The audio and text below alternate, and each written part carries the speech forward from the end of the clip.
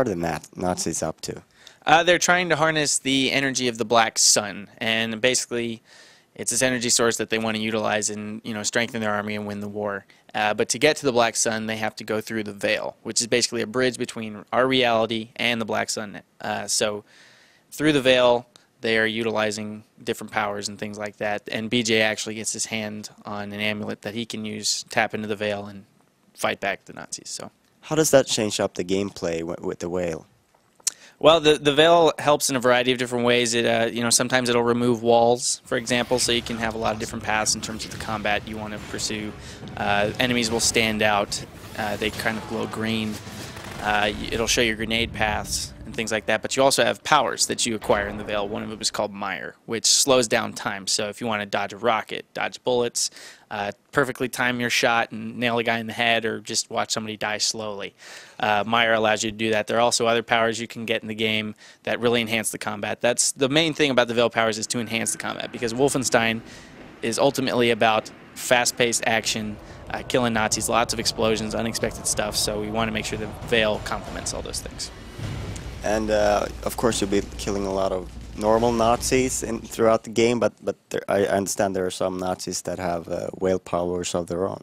That's right. There are Nazis that you'll encounter throughout the game that have utilized the powers of the veil to make them a lot stronger. So a good example is the Scribe. He's more of a magic user type guy who can cast veil shields on his allies. He can also throw veil energy at you. But then you have the Heavy Trooper, who's more of a brute force kind of guy. He's like a walking tank, and he's got the particle cannon, which is just nasty. So you got to be able to maneuver and fight those guys, and the enemies will escalate as you get further in the game, more weapons, all that kind of stuff. So. You talked a little bit about the particle gun there. Can you tell us more about it and about the weapons in the game? Well, the particle cannon is a great example of a weapon that uses veil energy in the game. Again, all the weapons are upgradable, so even the particle cannon is. It basically lays waste to Nazis. It turns them to ash pretty instantaneously.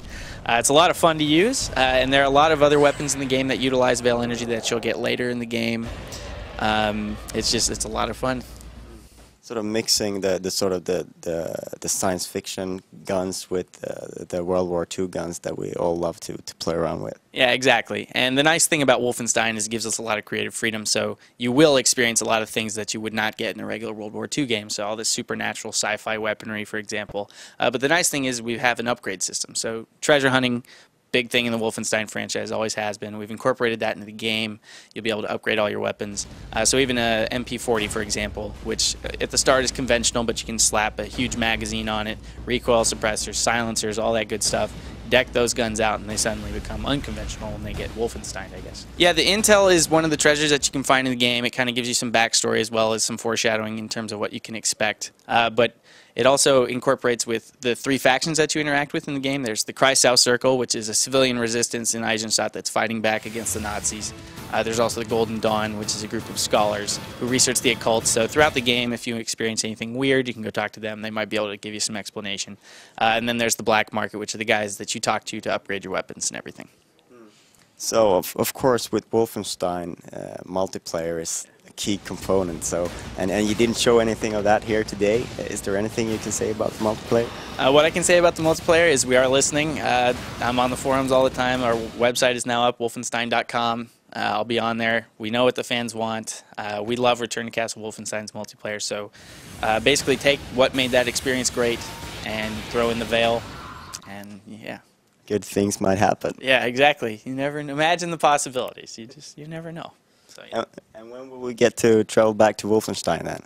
Well, it's being simultaneously released and developed on the Xbox 360, the PC, and the PlayStation 3. Just to clarify, there's no porting. It's just all directly developed, and it will be coming out when it's done.